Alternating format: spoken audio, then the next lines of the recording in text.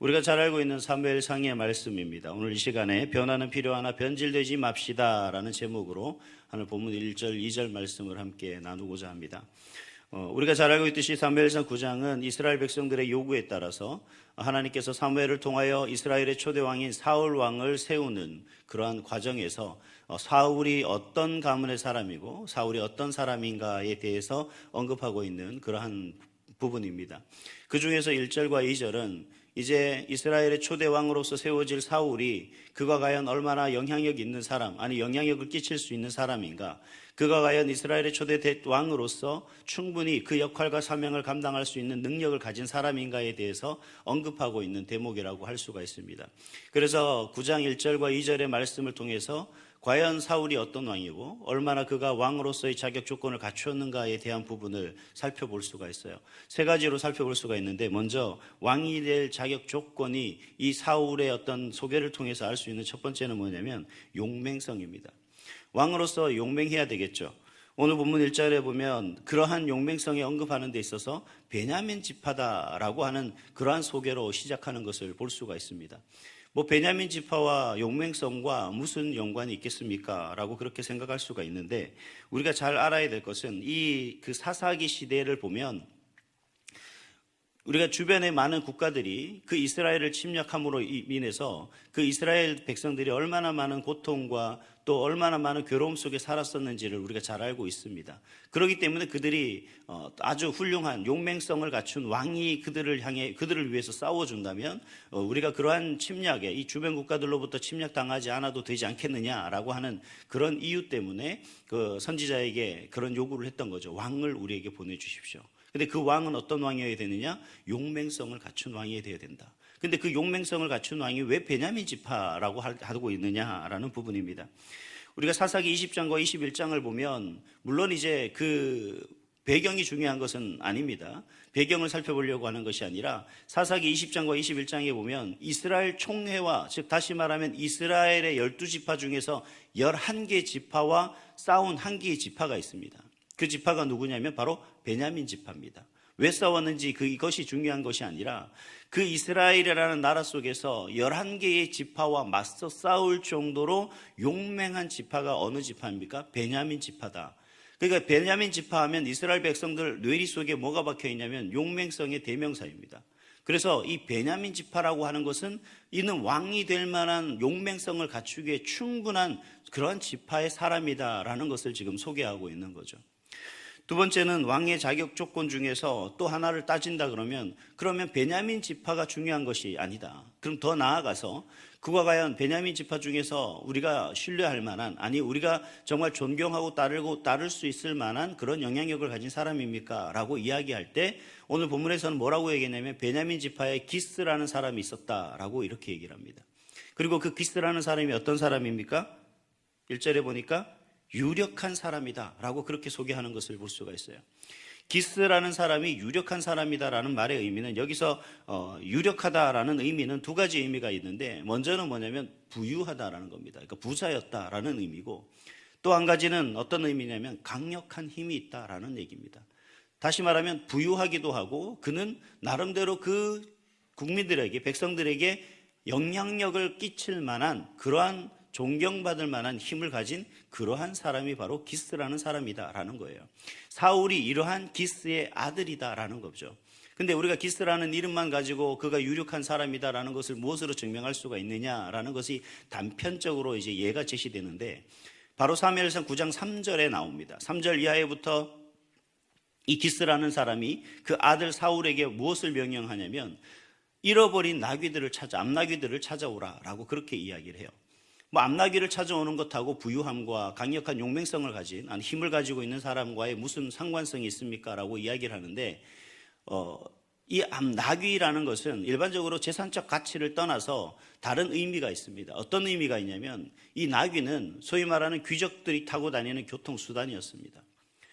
그래서 나귀를 잃어버린다는 건 단순히 재산의 가치를 잃어버리는 것을 떠나서 명예와, 그리고 그 명예를 누리는 데 있어서 나귀를 잃어버렸다는 것은 수치를 이야기하는 거죠.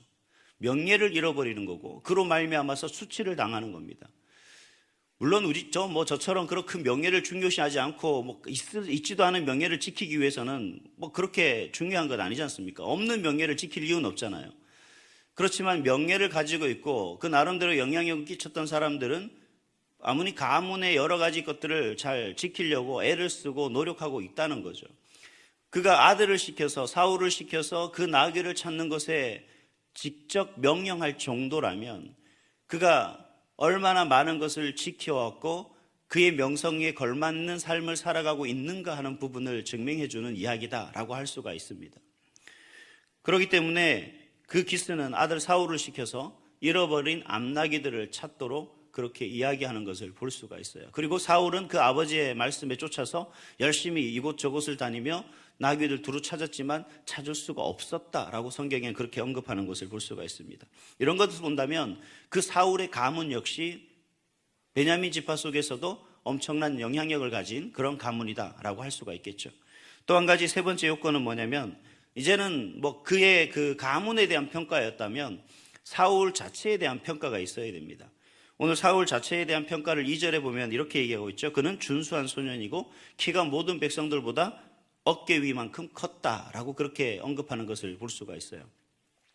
준수한 소년이다라고 하는 여기서 소년이라는 말이 사실은 맞지 않는 말이죠. 우리가 잘 알고 있듯이 사무엘상 13장에 가면 그 사울이 왕으로 등극할 때 나이가 40세였습니다. 근데 소년이었다는 말의 의미는 그가 나이가 어린 사람이었다라는 의미가 아니라 그가 왕으로서 이미 그 왕의 모든 업무를 적당하게 충분히 수행할 만한 그런 힘을 가지고 있었다. 그러한 어떤 그 인격적으로 또는 외적인 모든 부분을 갖춘 그러한 사람이다라는 것을 말하는 거겠죠. 이처럼 이스라엘 백성이 원하는 대로 하나님께서 고르고 고른 사람은 어떤 사람입니까? 정말 그 가문이나 그의 지파를 보더라도 그리고 그 개인적인 면모를 보더라도 그 모든 자격 조건은 완벽한 사람이 누굽니까? 바로 사울이죠. 이스라엘의 초대 왕으로서 세울 만한 그런 사람이다라고 할 수가 있습니다. 그래서 사무엘은 사울의 머리에 기름을 부으고 그리고 나중에 그 사울을 이스라엘의 초대 왕으로 세우는 그 모습을 볼 수가 있습니다. 그런데 제가 오늘 이 본문을 통해서 이야기하고자 하는 것은 우리가 그러한 자격 조건을 갖춰야 된다라는 것을 이야기하는 것이 아닙니다.